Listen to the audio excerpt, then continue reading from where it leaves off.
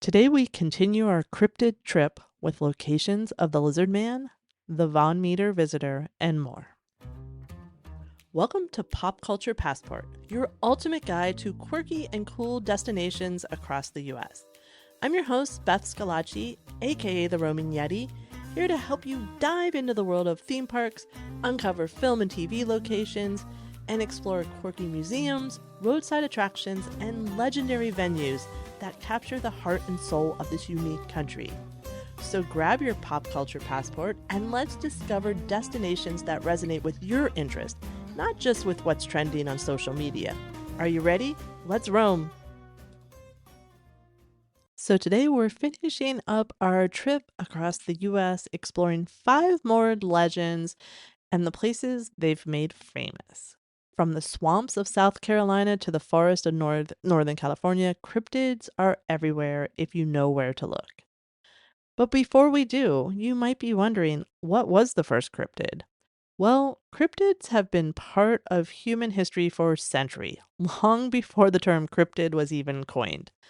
Some of the earliest stories of mysterious creatures come from ancient mythology and folklore, with creatures like dragons, sea serpents, and even unicorns. But when it comes to what we now think of as cryptids, one of the first and most famous was the Loch Ness Monster. The legend of Nessie, as the creature is affectionately called, goes back to 6th century Scotland, where a monk reported seeing a water beast in the River Ness.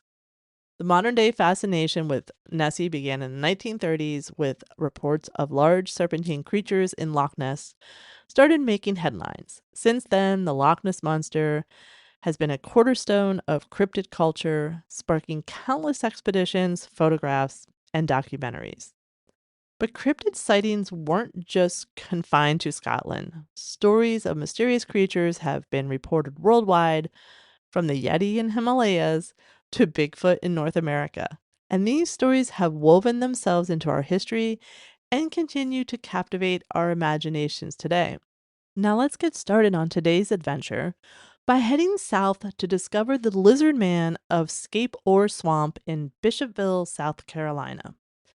So the legend of the Lizard Man began on June 29th, 1988, when a local man named Christopher Davis was driving home late at night. As he passed the swamp, his car got a flat tire, and while changing that tire, he heard a noise and saw a large reptilian creature running toward him. The creature was described as 7 feet tall with green scaly skin, long claws, and glowing red eyes. It reportedly attacked his car before running back into the swamp.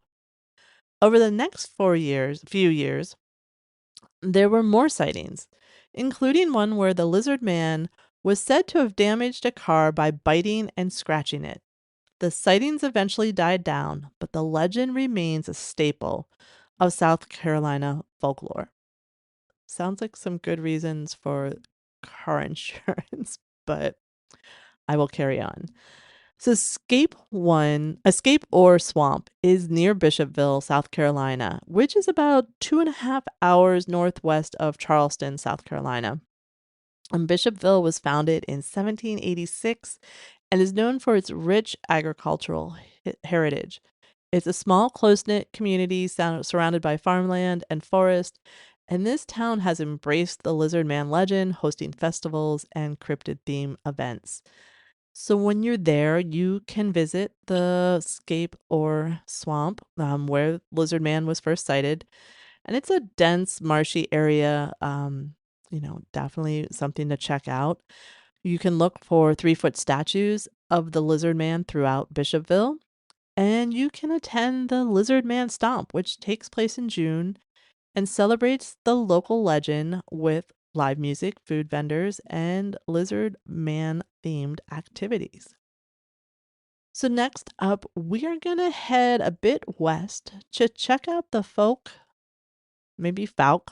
Monster, aka Boggy Creek Monster in Fouke, Arkansas. So, the Fouke Monster is a Sasquatch like creature that was first reported near Fouke, Arkansas in the early 20th century. The most famous encounter occurred in 1971 when the Ford family claimed their home was attacked by this creature.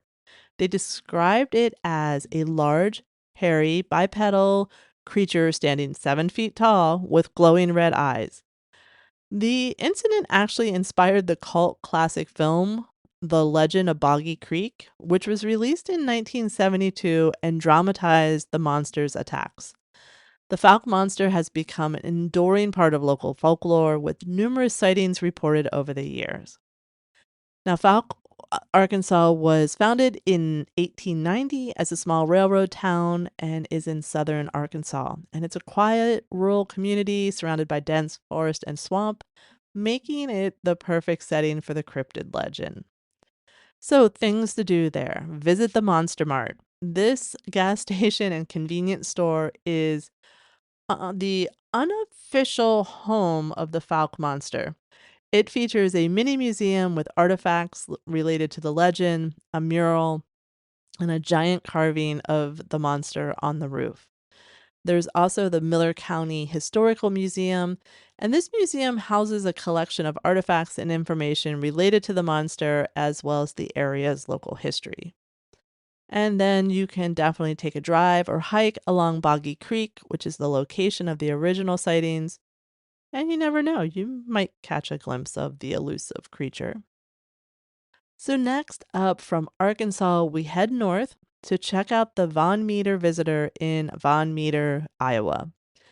And the Von Meter Visitor is a mysterious bat-like creature with a glowing horn on its head that was first reported in 1903 in the small town of Von Meter. Over the course of several nights, multiple townspeople reported seeing the creature flying through the sky and emerging from an abandoned coal mine. So, witnesses claim the creature could emit a beam of light from its horn and that it left strange three-toed footprints. One local businessman even fired a shotgun at the creature, but apparently it was unfazed. The Von Meter visitor disappeared as mysteriously as it arrived, and no further sightings have been reported since. Some believe the creature was an extraterrestrial or an unknown flying animal species. So Von Meter, Iowa was founded in 1869 as a small agricultural town in Dallas County, Iowa, and it remains a quiet rural area, but the legend of the Von Meter visitor has put it on the map for cryptid hunters. So you can attend the Von Meter Visitor Festival. It's held each fall, and it celebrates the cryptid with guest speakers, tours, and events related to those 1903 sightings. For our next cryptid, we are heading north to meet the Beast of Bray Road in Elkhorn, Wisconsin. So the Beast of Bray Road is a werewolf-like creature that was first reported in Elkhorn, Wisconsin in the 1930s. Witnesses describe it as a large bipedal creature covered in dark fur with sharp claws, a snout, and glowing red eyes. Sightings of the creature continued sporadically over the decades, but they became more frequent in the late 1980s and early 1990s when locals reported seeing the beast near Bray Road. Now, some witnesses claim the creature chased their car or stood menacingly by the roadside. Cryptid enthusiasts believe it could be a werewolf or a type of dogman, which skeptics attribute to the sightings to misidentified animals like, bears. But Bray Road is near Elkhorn, Wisconsin, and it was founded in 1836, and it's the county seat of Walworth County. It's known for its charming small town atmosphere, beautiful lakes, agricultural fairs, but its reputation has really taken the spooky turn after the Beast of Bray Road became famous. And there are some quirky and cool things to do here. You could drive along the road, especially at night, to see if you can find the beast if you're brave enough. Locals occasionally hold cryptid tours and story sharing events where the residents recount their eerie experiences. You can visit the Beast of Bray Road museum. It's a small museum dedicated to the legend and features exhibits, artifacts, and eyewitness accounts. And then there is also an annual Beast of Bray Road festival that takes place in the summer for you to check out. So, lots to check out there for sure. Now we are heading to our last stop, and we are heading west, way west, to check out Bigfoot, aka Sasquatch, in Willow Creek, California. So, Bigfoot has been part of Native American legend for, well, centuries, and with tribes in the Pacific Northwest describing large, hairy creatures that roam the forest. And the modern Bigfoot craze really began in 1958 when road construction workers found large, human like footprints in Northern California. In 1967, Roger Patterson and Bob Gimlin filmed what is now the most famous footage of Bigfoot near Bluff Creek, and that's just outside of Willow Creek. The creature is often described as standing 7 to 9 foot tall, covered in dark fur, and walking upright like a human.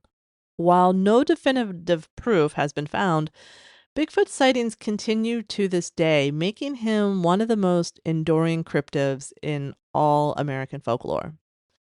So Willow Creek was established in 1889, and it's in the remote forest of Northern California. It's long been a gateway to the remote wilderness of the Klamath Mountains. It's known for logging and fishing, but in recent years it's become a famous home again to Bigfoot. And the dense forest and rugged terrain surround the town. It's a perfect place for Bigfoot to hide out for sure. So when you're in Willow Creek, you can check out the Willow Creek China Flat Museum and Bigfoot collection to learn about the Bigfoot sightings, see footprint cast, and check out other artifacts facts related to cryptid hunting. You can drive along the Bigfoot Scenic Byway. This begins in Willow Creek and ends in, I'm going to totally butcher this, Reka? I don't know. Yreka. And the full byway is 150 miles long and winds through the Klamath Mountains. You can hike in the surrounding forest, where many of the sightings have been reported. And if you plan your trip accordingly, you can arrive in Willow Creek to celebrate Bigfoot Days in July. And it's another festival full of entertainment and everything to celebrate Bigfoot. And there you have it. 5 more cryptid destinations across the US that'll satisfy your curiosity about the unknown. And with last week's episode and this week, you now have 10 locations to check out. So whether you're tracking down Mothman, hoping to spot the Loveland Frog, or you just want to geek out at the International Cryptozoology Museum, these spots offer a quirky blend of travel, folklore, and fun. And I would love to hear from you. Have you visited any of these places? Or have any of your own cryptid stories? You can share your tales on social media by tagging me or dropping me a line in my contact form at theromanyeti.com. Who knows? Maybe we'll even get you on here to tell your story in a future episode. So I hope you have enjoyed learning about these locations. Now, this week on Yeti's Pop Picks, I want to just sort of talk about my excitement for a book. I know I don't talk about that kind of thing often. I read the book The House in the Cerulean Sea last year. And the sequel, Somewhere Beyond the Sea, has just recently come out within the past month or so. I am currently in the process of rereading the first book, The House in the Cerulean Sea, because I want to prep myself and remember everything for the sequel. But I loved this book so much, and it's one of the books that where I really just fell in love with the characters. I like a character-driven story. I don't need a lot of details on locations and what everything looked like, but if you can give me a character-driven story, um, I'm all in. And this book really did that. So I cannot wait to dive into the sequel, Somewhere Beyond the Sea, and see if it lives up to the first one. But have you read this book, or what are you reading these days? Like, let me know on social media. I love hearing what people are into, what they're watching, what they're reading. So always be sure to hit me up for sure. And with that, we add another stamp to our pop culture passport. I hope that this episode inspires you to get out and explore all that is quirky and cool, even in your own backyard. So follow, download, and subscribe so you don't miss future episodes. Tell a friend and leave a review. This really helps more people find the show, and which is so important to growth. So thank you for that. You can also follow me on Instagram or Facebook. Just search for The Roaming Yeti. And as always, guys, keep roaming.